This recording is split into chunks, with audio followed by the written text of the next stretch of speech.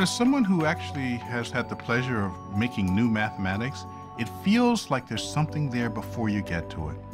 If I have to choose, I think it's more discovered than invented, because I think there's a reality to what we study in mathematics. When we do good mathematics, we're discovering something about the way our minds work in interaction with the world. I think math, again, to answer a second question that you asked, whether it's in our heads or really if it's something that exists and it's just out there for us to discover. Really, I think it's something that's out there. It's still like for humans, how we were on a quest to understand our surroundings, just so we like, that's our way of adapting, and that's our way of just living. We have to understand our surroundings. So really, it's something that's there, and our minds are still trying to grasp it and understand it and explain it, and that's how we come up with so many formulas. So math is there, according to Jonathan. People have been explaining mathematics in formulas. That's even why you fail in school, because everything you learn is formulas. Yes, they call it the calculation aspect of math. If they try to explain, but it is the lowest level. C'est un ensemble de. So you'll know that everything's an ensemble de, and then you know that it's just formulas. So, but by learning mathematics in that way, you actually don't know where mathematics exists.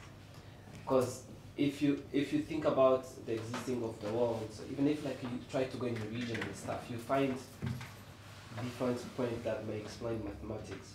For me, the problem is, the problem is the human being. Like when you say mathematics is not in our head, and then when you're trying to explain the formulas, I think mathematics is actually in our head. But we define mathematics in different ways. In different ways. Because you wake up in the morning, and then there's formulas that people created that we use. But actually now, more scientific, they're trying to develop more formulas. Yeah. So which means if you take someone who died in like, I don't know, 100 years ago, and someone who's been using mathematics now, they may not agree on one phenomenon.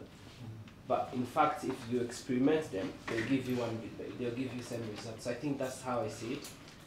And become again more complicated when you try to pick one side of mathematics. But I hate now, I used to hate mathematics when I was in school.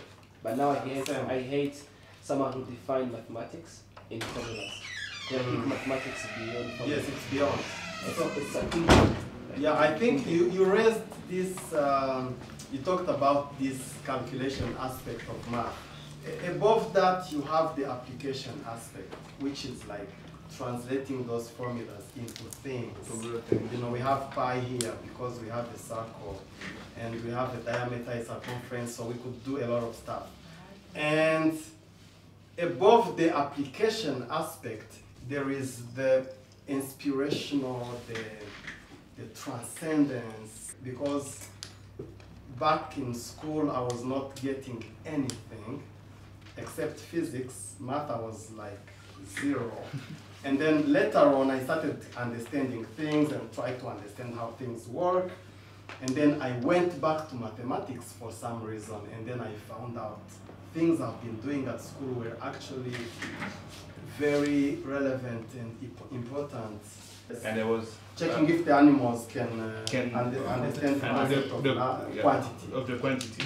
So the animal managed to discover the things of the quantity. Yeah. So that's why I think like even child, we have mathematics in our head. So we are wired to compute.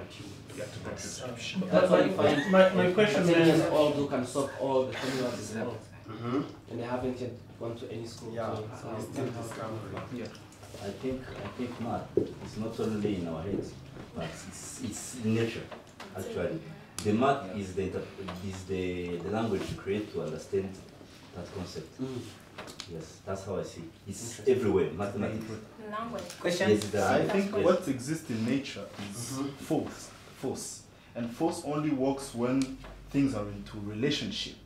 And the relationship between two things will end up creating a law. That's what we call the laws of physics, like gravity, fundamental laws. And those laws took billions of years to be precise, which answers why we refer ourselves to these astro things, to be more precise, because it took a long time to because if we went back to the Big Bang, at the beginning of the Big Bang, because nothing was for the Big Bang, if we went just like few hours Time after, zero. yeah, not time zero, but time microseconds after the Big Bang. Actually, it expanded in 13 seconds. It was actually huge mathematically. And if you went back to that moment, everything was chaotic. Yeah. Till today, the universe is still growing. So other patterns are emerging. So what we did with math, I believe 200,000 years ago, when the Homo sapien appeared when he developed conscience, Homo sapiens, us. Yes, us. I don't actually know how we reached this level of consciousness, but it all started with observation. Like he said at the end, we saw things. Like we were animals, right? Like monkeys. Then we started seeing things. One car. Animals, by the way. Like color. Intelligent animals. Sentient. Yeah. Sentient program. We started observing. Okay, one car, one woman, and yeah. One love. Two. Anyway, and that's when we started creating the language. That's where mathematics started. And with time, even if we're talking about Galileo as if Galileo lived yesterday, that dude died a long time ago. 500 years ago. Yeah, you see, so it took a long, very long period for it so that we can understand it. Today, a child goes to class and 1 + 1, it's easy. But at the beginning, 1 + 1 to an evolving monkey, it was like explaining me energy PhD squared. Everyone has these capabilities to learn, these skills. So I would say, naturally, those things we commonly have, like elements, chemical elements, biological elements, but not all of us have mathematical skills to understand and quantify a certain situation or a process. Yeah.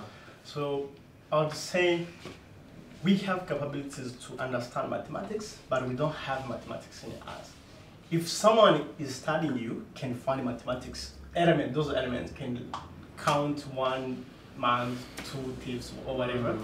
But it doesn't mean we have to have a distinction between skills capabilities and skills. Yes, I think what you are talking about is we have natural process that we learn. We kind of have to, like language. I think humans in our nature, we tend to we look for similarities in a lot of things. So if a child from a toddler, he'll notice that, every time he puts, 2 cups together, they don't fall, they stay still.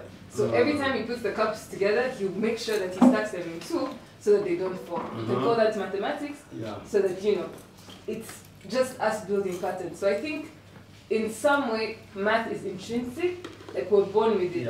It's, we just put two things together and then we say, okay, this is what's working, this is what's not working.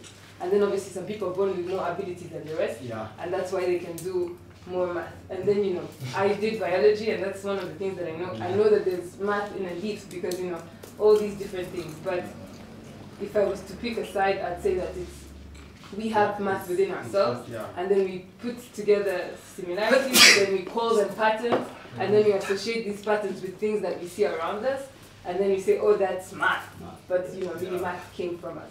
So second, the fact that he said something about if something is not conscious, it's perfect. I'm going to give you, I listened to podcasts. It's precise. So I listened, it's precise. So there is, I don't remember what it's called, but anyway, there's a test, you can also do it online, where they were testing they were basically building an AI-driven car. So you have to so you do the test as well. So there's like a pregnant woman or a thief or whatever, so you're driving. So you have to say, should I kill the pregnant woman or should I kill the thief to continue the road? So for instance, if the car is, it's being driven by an AI, remove consciousness, you said it's perfect. There's a pregnant woman and probably a cat, they're both living things. What will the AI choose? To not kill? No. He can't. But then that's one of the things, well, the main rule is that the car has to keep driving. So he has to hit, so I don't know what it's called, but basically... Yes, I think I've heard about that. The fact that when an artificial intelligence is in control of a vehicle, instead of, it will also be aware on quantities. Yes. Instead of hitting 5 people, it will kill the driver. It's like, but also that's some values you kind of have to kind of put in the AI, because artificial intelligence is just us into machines. It takes all the human behavior and deal with it. I think we should agree that some patterns don't have a meaning or a definition of that repetition when they stand alone, when it's just one pattern. So some patterns have a meaning when you connect the dots or you connect the 2 patterns together. So that's why, for example, Newton was trying to understand why things fall down and then try to learn gravity. And by learning gravity, I'm sure there's so many patterns he had to connect together. So looking at the time and the definition of the repetition, you may define that time is not a pattern because it doesn't repeat. But looking at the things that you connect with your time, like the things you do in the day, the things that you may do tomorrow, that you did yesterday. I like that, because I think you are saying time is not, I mean, time is defined by other things.